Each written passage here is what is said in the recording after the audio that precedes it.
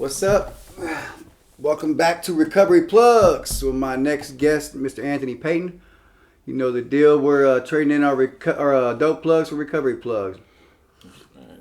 How you doing, Brian? I'm doing very good, man. That's good. I'm glad to have you on. Yeah, just got off work early enough to be able to get Work. down here. You work today. Yeah. See, Yeah, that's what's up. Getting a job. How many hours a week do you work?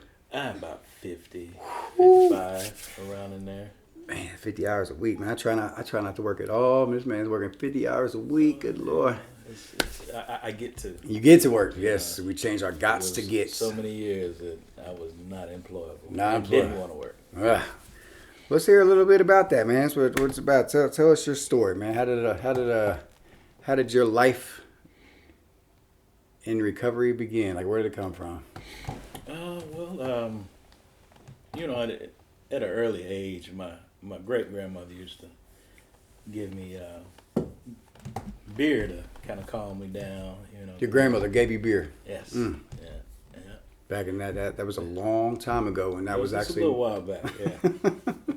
Yeah. And and I could remember her going to sleep, and I was always looking for more.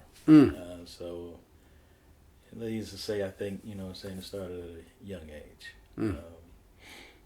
But I remember I come from a good home, man. My mom's tried to do the best she could to get me into some good schools, because I originated from 52nd in college, and that's where my childhood friends derived from, and I didn't like it when she moved me out to Grandview. Showing my age. What's wrong with Grandview, Well, bro? Grandview, back then, Grandview didn't have that many black folks. Man, here we showing go. my age a little bit. But hold on. So wait. Before you go, how old are you? It don't matter. Okay, so I know you're close to the age of me. There's a lot of black folks when I was growing up in Grandview. Yeah, I'm a little older than you. Yeah, you are a little older than me. Just saying. Yeah, it wasn't anyway in the area that I was at. It wasn't. And going to Grandview West and Butcher Green Elementary. Oh, I remember that. That's where I met Scott Stoner. Scott Stoner. Yeah, it was one of my little friends, in grade school. Anyway, so I didn't like it out there, and because everybody looked different. Mm-hmm. Coming from 52nd in college and going out to Grandview, it was different. And only thing I ever wanted to do was be back on the block. And so my mom would let me go down to my uncle's house and on the weekends. And I remember one time sitting there saying to my friends saying, "Hey man, hey dudes, let's go play some football." And they said, "Dudes?" I said, "And take your white butt back out there to Grandview, man. We don't talk like that down here." and it kind of bothered me, man. I was like, and I felt not accepted. And so anyways, right then and there, I decided that, I was going to prove, to the block that, I was a block monster. And, alcohol at the time gave me that ability to not care.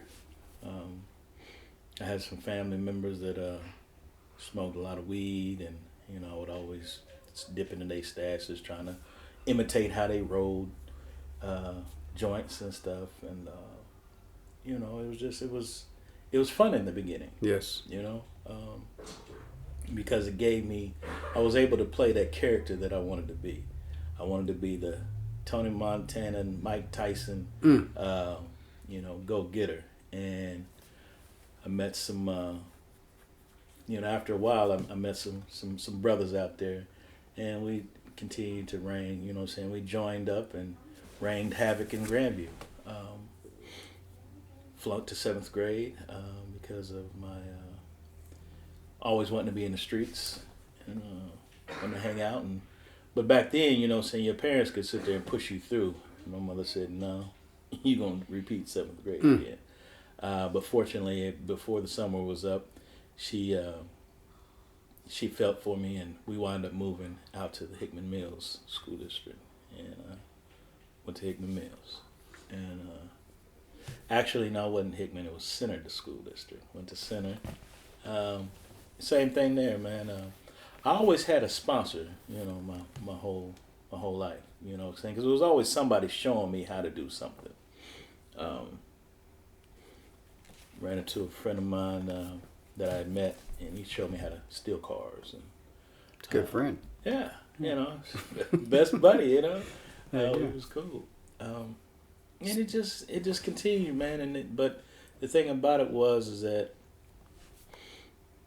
I didn't see anything wrong with it. Right.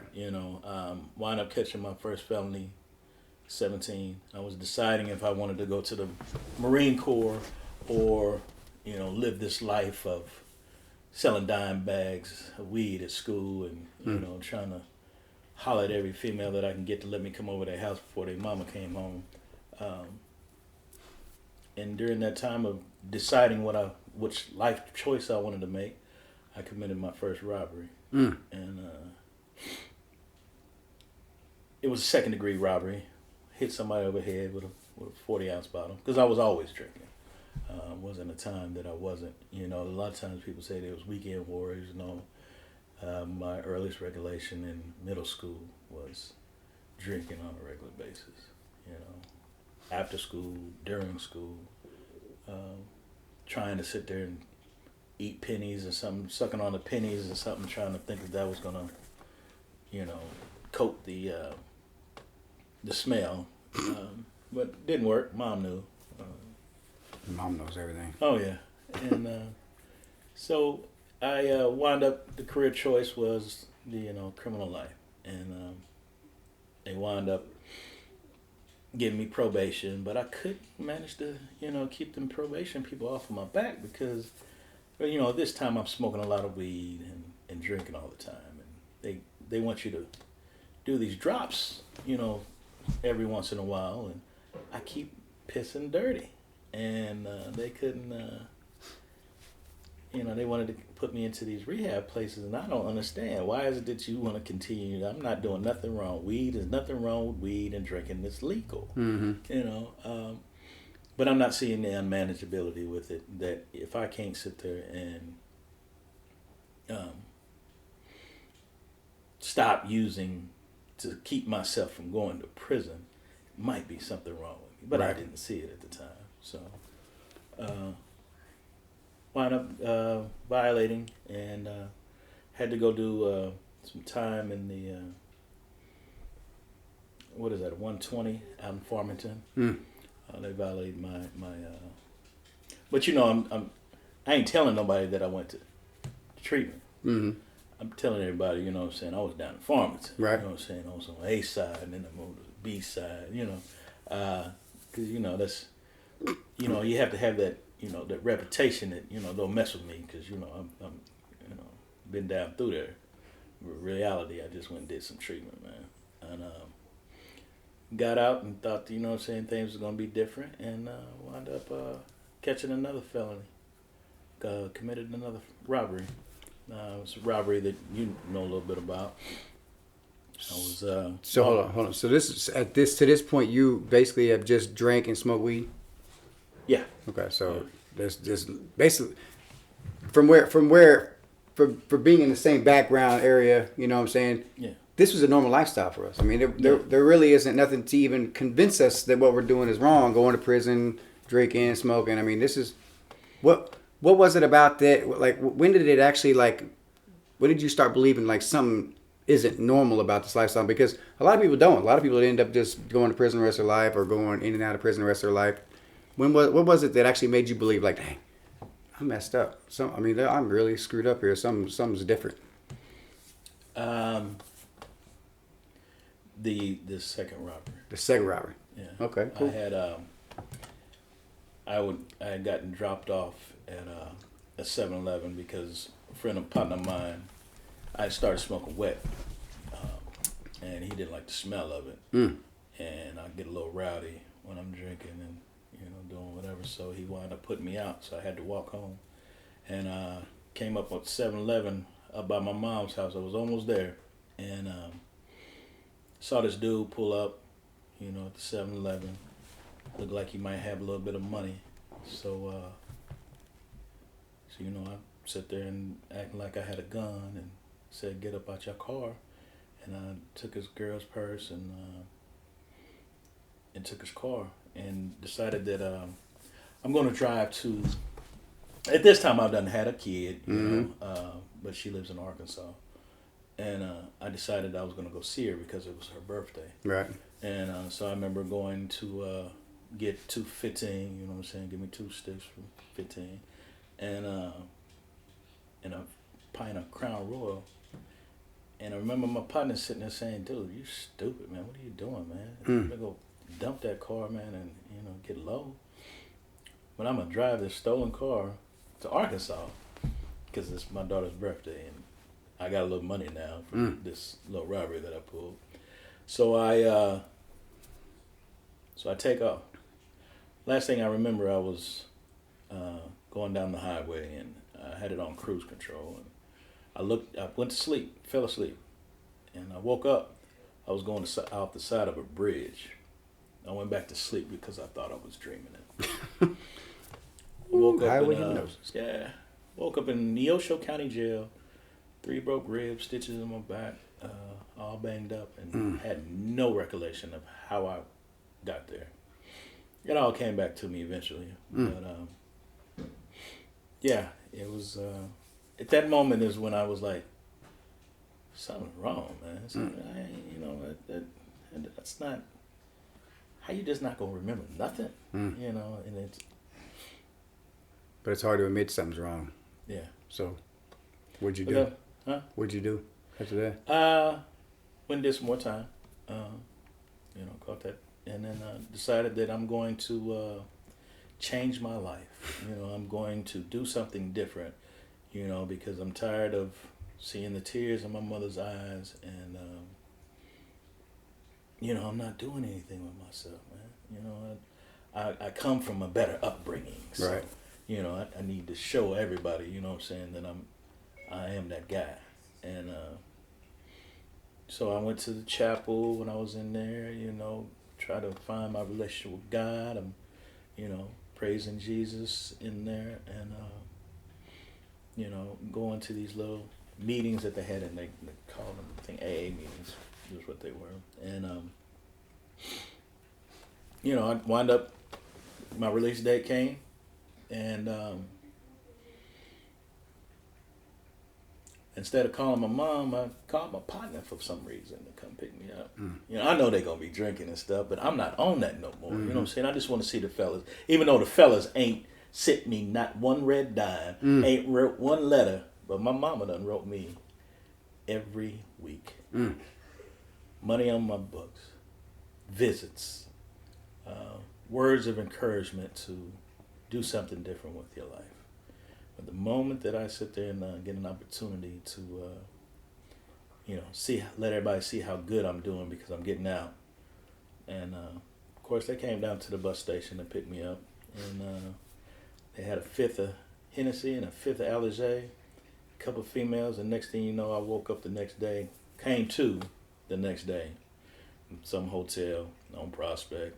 I'm sure you know the only one that's on Prospect, and and then I managed to figure my way out because the car I was in was gone, and I gotta go see Mom. You know what I'm saying? I paroled to her house, so I should be already there, but. I get to the house, and Mom opens the door. She had tears in her eyes and says, everybody showed up but you. It was cake and presents. And that was one of the lowest moments in my life, man. And how could I do this to the woman that I love so much? And about an hour after that, I was back in the streets drinking again. And, and it was that pattern. And everything continually got worse, even though I had a good front because I could always keep me a decent outfit on and, a couple dollars in my pocket. But I'm not able to hold no job, don't want to hold no job, you know what I'm saying? The only thing I want to get a job for is because I done messed up my money because all of a sudden now I done sit there and started, prior to this, I started selling dope, you know what I'm saying? I'm going to be Tony Montana, you know what I'm saying? I'm a ball till I fall. Why not? Yeah. Why not? And you know, for some reason, I just always had this bug within me that sits there and says, try it. And even though I know all the signs, you know what I'm saying, you know, we don't do this type of drug, you know, but I feel like I'm different than everybody else. I can do whatever I want to do. And so I started, you know, out of every pack that I would get, you know, so for some reason somebody said, man, roll Primo. I said, what is that? I said, man, you just lace it, you know what I'm saying? Lace your weed with it. I'm like, oh, okay. So we laced it up, and I liked it. So every pack that I got, all my little shake, I would sit there and roll up my Primos, you know what I'm saying? And this is not cocaine, this is crack, you know what I'm saying? But I'm not no crackhead because I'm just smoking it in a joint. You know, I'm smoking it in a joint, so it's not, it's just a Primo. It ain't crack, you know, even though it's crack. And, you know, and did that for a lot of years, man. And eventually to the point, man, that one day I didn't have no papers. And I remember I went in the basement, and my little partner, Squeaky, was down there. And I asked him if he had some rolling papers. He said, nah, but I got this thing right here. And, of course, I had been drinking on a half gallon of E&J since probably 8 o'clock that morning. So I'm feeling real good, like I'm top of the world. I said, man, let me see that, man. I'm going to show y'all. This is just a mind thing, man. Y'all weak-minded, man. You know? And I did it. And I continued to do it because I found something new. And it made me feel good. And I was able to escape the realities of what was going on. But I was so ashamed of myself that I couldn't let nobody know. So I was that dude that was on the corner, you know what I'm saying, from sun up till sundown. And in between, I'm sitting there creeping off into the cut somewhere trying to take me a blast. Because I don't want nobody to know I smoke crack now. You know, because just from where we come from, you know, you don't smoke crack. You know, you can do any other drug, but don't smoke crack. And I did, man. And I did it for years. And I lost all the respect that I had from my so-called friends. I lost everything. And I thought that if I could just somehow or another just get back to just drinking and leave the crack alone, I'd be all right. And then once that happened, I found some other kind of drugs. You know, it was always something different. It was more of, I just always wanted something more of. Whatever was readily available was what I was on. And after a while, it just became to where it was just whatever. Meth, crack, cocaine, ecstasy. You know, it didn't matter. Whatever it was, I decided to put it in my body. So when did it all stop working? When was your breaking point? So I had became homeless. My mom finally, you know what I'm saying, they finally put me out. And I had been married, you know, divorced. And I was staying down at the place called the City Union Mission. They took me down there. And I just figured I'd stay down here for a little while, get back on my feet. Anyway, a few years go by, and I'm still down here. And my uncle would every once in a while would come and pick me up, man, and take me to, you know, let me do some work at his house, you know, make a couple $100. And this one time, it was like around July the 2nd, 2015, I think it was. I painted a room, and he said, why don't you stay out here for the 4th of July? But I got $300 in my pocket. So now, you know, say my wheels is turned. I can get a 7, I can get a 5th, you know, and, you know, everything's going to be good. And I was like, no, you need to take me back down here. He's like, you would rather be sleeping in a tent than for you to stay out here in my home, and I'm going to feed you, and you have shelter? I was like, yeah, I got to go. He said, okay, dummy. And took me back down there, and I remember going, I always had to keep me a little sick girlfriend around me so I could focus on her sickness instead of my own sickness. And I wound up going to 7-Eleven, getting 2 5ths, Viaca vodka, because I can't, you know, I got to get the cheap stuff now. I don't drink, you know, good stuff. And we wound up getting a room at the Capri Hotel, and Next thing I know, I woke up behind this building called Hope Faith Ministries in this cubbyhole that I used to sleep in at times because it had an awning that kept the rain from getting to you. And I woke up behind there with an electric toothbrush and a pair of panties. And mosquito bites from probably head to my toes because they had rain tanks back there that collected the rainwater. And so I was just ate up in mosquito bites. This electric toothbrush and these panties, and it's like, what am I doing? And it was at that moment I realized I was either going to spend the rest of my life in prison or somebody was going to kill me. And at that moment, something just compelled me, man, to get up, because I didn't even want to get up. I just wanted to tap out right there. But something within me said, just go to detox. I'm like, man, they're probably not even going to take me, because I think I was just there 2 weeks ago. Detox down at Harlan? Yep. Yeah. How many times you been there? Oh, probably about once a month for the last 10 years. Yeah, so I bet going back was kind of difficult with what you did. What happened then? I asked them, because usually I just want to get the food and some sleep and then I'm ready to hit the bricks again. This time I was like, what do people do once they leave here? And they says they go to treatment, And I was like, man, I've been to Ozarks, Maryville, Farmington, Pathways, Gateway. I done did all these treatments before. I mean, this stuff don't work. What else you got for me? Right. And they said, well, some of them go to the recovery houses. I said, what is that? It's a place that they let, it's a house, and they let you, come in there and find a job. And I said, so you mean you get to find a job, but you get to stay there without no money? Like some of them. And I was like, okay. So I called around to every one of them that they had a listing for. And all of them sit there and said that they had they didn't have any beds available. And I called this one place, it was called the Maple House. And they didn't say no, but it was a recording. It was voicemail, so I left a message. And I was like, well, I guess that's that. Guess I'm going to have to go on back down here and just do what I do. And I asked the lady if I could go smoke a cigarette. And she said, go ahead.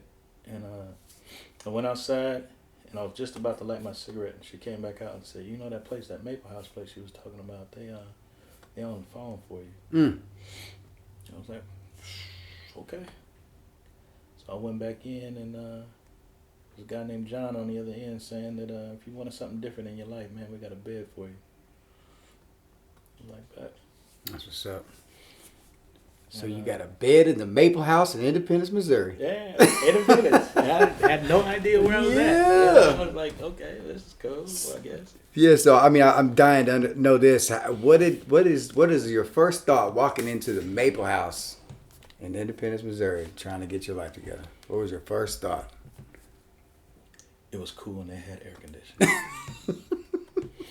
I mean, I had been living on the streets, man. Mosquitoes and everything. And the conditions, and they had air conditioning. Yeah. And I was like, thank you. Thank you, G. That's cool. And it was on after that. I mean, I didn't see too many brothers in there. I think I was the only one. So I figured I wasn't gonna stay too long, because like, they're gonna run me up out of here eventually. But it was definitely different than what I thought it was gonna be. These people loved on me, man. Yeah. And I didn't understand it. I thought it was some kind of trick to it, like, why are you trying to be so nice to me? Right. They had bologna and ramen noodles for the new people, so they could have something to eat, because most people come in there, they don't have nothing. But I don't think I ever once ate a ramen noodle or bologna sandwich. It was always somebody offering me to come sit with them and have dinner. And silence your phones. I did that earlier. I silenced mine. Yeah, it was one of my sponsees. Imagine that. My bad. That's good.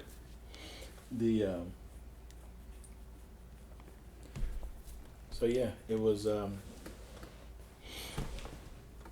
change, man. And I remember they said you got to go out on Monday and find a job. And I was like, okay.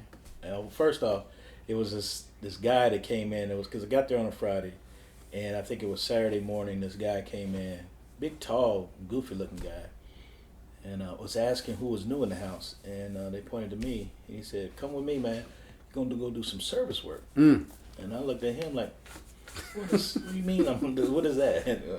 So you're gonna go do some work, man, for free. You know, basically what he said. His name started with an L. Yes. Yeah. Yeah. Imagine that. Imagine that. And so I was like, well, looks like if I know I like this air, right? So I'm gonna go ahead and do whatever these people tell me to do for a minute, you know, till I can figure out what's next. And went to a church, man, and there's a thing they called it Project Shine. And you know, I was in there painting, and you know, some ladies coming and giving me waters, and you know, donuts and cookies, and you know, and I feel kind of good on the inside, like it's cool. I mean, I'd rather get paid for it, but I mean, this feels kind of good, right? You know, it was different, man. And I remember that after that day, man, I asked that man to sit there and be my sponsor because he had something that for whatever reason, I think God at the time was doing for me what I couldn't do for myself. And he had something that I wanted, and that was a relationship with God. That's what's up. And just his walk, you know what I'm saying? Walk with some confidence within himself. He was goofy, but he seemed sure of himself. And at that time, man, I was real unsure about myself. And I asked him to be my sponsor, man, and miracles continue to happen, man. Yeah, I was talking about how miracles happen, and I never thought that I had any. And they told me that one thing to do was to hit my knees when I got there.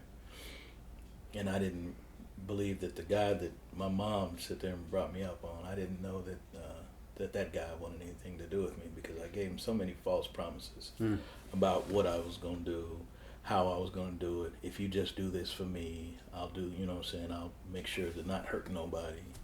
And I just lied to him so long. And I just started doing, you know what I'm saying, what them people have told me to do, man. I hit my knees and things started happening, man. And my first job, I remember it was this guy that talked sideways to me, man. And I'm not, you know, I ain't the toughest guy in the world, but I like to swing, you know. And I called my sponsor and I say, man, can you come pick me up because I'm about to hit this dude for talking sideways to me. He said, yeah, I'll come get you. He said, you got another job lined up? I was like, no. He said, you got rent to pay down there at the Maple House? Yeah. He said, well, I think you need to go in there and finish out your day because whatever he got going on, it has nothing to do with you. That's good advice. And so anyway, that was probably the first miracle that happened because I wound up praying for that man, and I wound up still going to work, setting some boundaries with him, even though the boundaries didn't get set initially. These is all some direction that was told for me by somebody else because only thing I know how to do is go in there and hit him. And so I'm trying to do something different. And lo and behold, man, I wound up not swinging on him, and another job, making more money, presented itself. And next thing you know, I wasn't working there anymore. That was the first visual miracle that happened because I so wanted to. I so wanted to hit this man. And I mean, even when I've seen him recently, something just kind of twitches up underneath my neck, you know. But I just know that God works, you know what I'm saying, miracles. And, you know, and they continued to happen, man. You know, I had gone through these things called the steps. You know, in this house, you have to go through Alcoholics Anonymous, and they have 12 steps. Come to find out that drugs and alcohol were not my problem. My problem is me. I don't know how to live life. Right. I don't know how to deal with situations because I never had to deal with situations without the use of drugs. And these 12 steps, man, and these people sit there and tell me just follow God, good, orderly direction. And I didn't understand that at first, but eventually I did. just do what's in front of me to be done and leave the results up to God. And miracles happened. I was working on my 9th step, and I had a friend of mine that stayed in the room next to me, and he was on his 4th step. And that's when you make a list of the people that have harmed you. The 9th step is when you make amends to these people. Right. Well, I was praying to God, like, man, I don't want to sit there and, I don't want to tell nobody, you know what I'm saying, to apologize for nothing. I just want to do the living amends part, you know what I'm saying? We ain't got to do the, confrontation or, do it in person. But anyway, I was praying about it for him to give me the strength to go ahead and just get out and do these things. And a friend of mine that was next door was, doing his 4th step. And then one day after a meeting, he tapped me on my shoulder and said, can I talk to you after the meeting? I'm like, sure, we talk all the time. And so anyway, after the meeting, he's like, what's your last name? I was like, what you need to know my last name for, man? And he was like, you don't remember me? I looked at him. I was like, you live right next door to... Oh. And it hit me. That was that man that was at that 7-Eleven, man, that I had robbed years ago. And at that moment, man, I knew the guy was so present. Because I'd been praying about, being able to find the strength. He did for me what I could not do for myself. And he put me in that situation to be able to start my amends process. And at that moment, I sit there and I made my amends with that man. That's what's up. In the day, man, that man is one of my good friends in this program. So how long did you end up staying at the recovery house before you finally made the decision? Yeah. You talking about the leave? Yeah, before you finally stepped out on your own. Oh, you're gonna stay at the recovery house forever. Yeah, about 6 months. 6 months. 6 months. Yeah. I had I did what them people told me to do. I saved money. Got some affairs in order. Made some amends, some financial amends. But also the rights kind of moved in. So I was tired of smelling the men's feet and stuff like that. So I was like, it's about time. I mean, you should. I mean, you only have for so long. Yeah, and but the thing that I had gained that was wind up being priceless was the network, the people that I met, Fellowship. The fellowship, Yes. And I got some questions from that fellowship too, by the way. oh boy. Yeah. Oh really? Yeah, a bunch of your fellowship's peers. Oh, okay, all right. Yeah. You ready? You ready for these? Not really. All right. I Go mean, this ahead. is the best part, ain't it? Okay, go ahead, sit down. All right, let's go. We got the coach, Coach Bob. Okay. I know you know him, right? Yes, I do. He wants to know, how do meetings and service work, that you was talking about service work earlier, how does that help you remain sober? The service work helps because it's a healthy reminder, but it's a healthy reminder of how I came up. A healthy reminder of what I had to do in the Maple House. What they always told me: pick up cigarette butts, go to Project Shine. All these things at those moments when my head was crazy, they would sit there and say, do some service work. So now when I do service work, it just helps me to get out of my head and not have to think about what this thing can conjure up. So how long you been clean? 6 years. 6 years, you're still doing service work. Yeah. I mean, that's what they say. Yeah. You gotta, even after 6 years, you still got to give back. I mean, I don't want to go back to doing what I was doing, I'm man. telling I you, swear hey, I don't. Man. I get it. I don't want to do that no more, man. I don't want to live like that. So your friend Jamie Ewell. Oh, boy. No, how did you find it? Where you find him? Yeah, that's my dude, though. Do you feel stagnant in your recovery? Or do you ever feel stagnant in your recovery? Or what do you do when you do feel stagnant in your recovery? There have been periods in my recovery that I felt stagnant. Because of a lot of these, sounds crazy, but little character defects start to pop up, and you stop doing the inventory. You stop doing when when you stop doing the things that got you to where you're at, because you feel like you've made it. You know what I'm saying? Okay, I'm at this plateau. I'm cool. You know, maybe I don't need to go to 5 meetings a week. Right. You know what I'm saying? Or maybe I just go to 3, and easily you sit there and you get comfortable with going to 3, and you lose the touch that, how can I say it? You just have to continue to fight through those times when you feel like you made it, because you never make it in this thing. You always have to continue to do it, and but I love doing it though. Right.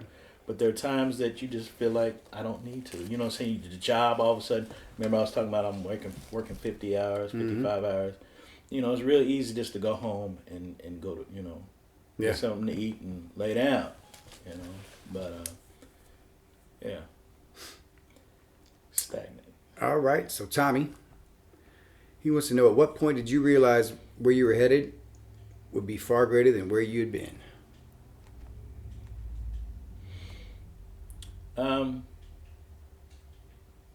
Probably the time that I was able to make amends with my daughter, and I had this long, drawn out, way that I wanted to, so sincere from my heart, and when she sat there and said that, it's okay, Daddy, I know you're sick. I'm just glad you're right. I'm just glad to be talking to you right now, and at that moment, it was like, wow. To be such a piece of dirt of a father that I was, and for this child to have so much unconditional love, and to say it's okay, I'm just glad that you're there now, made it to where I don't want that no more, man. It's funny you mentioned your daughter. How do you pronounce her name? Kiera? Yes. Kiera. She wants to know. Oh God. I'm good, boy. I'll tell you right now. What is the biggest accomplishment in your life so far? And do you have any regrets?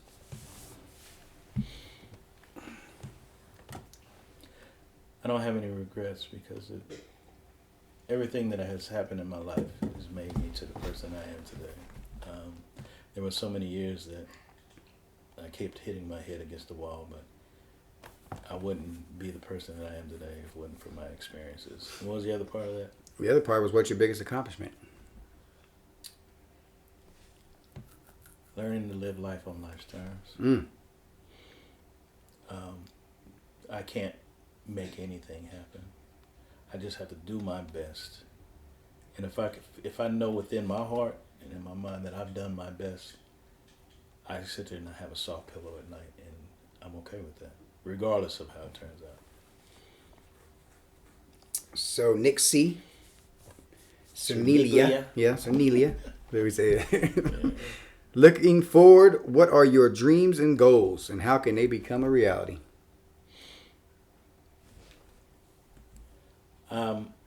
I think at some point, man, I would really like to expand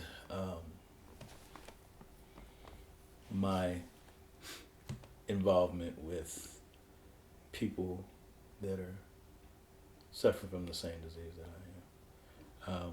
Trying to be the plug? Yeah. Trying to be the plug. Trying to be the plug, man. I mean, it's one thing to sit there and go to meetings and to be of service, but I think that there is so much need for so much on a bigger scale, and it's about getting with the people that are already in my network. You know what I'm saying? That all the other plugs that I have already, and just start to brainstorm and come up with new ideas.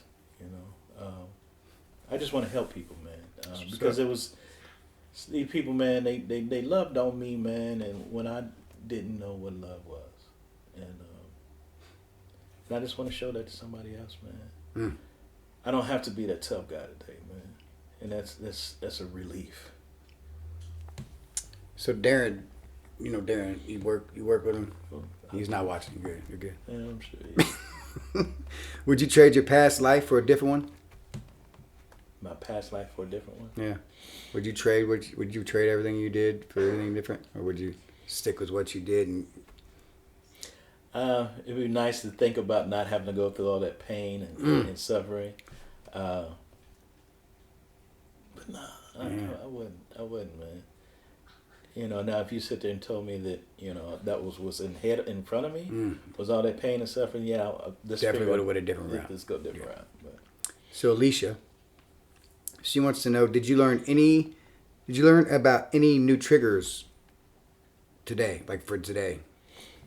Like is anything new triggering you? Yeah.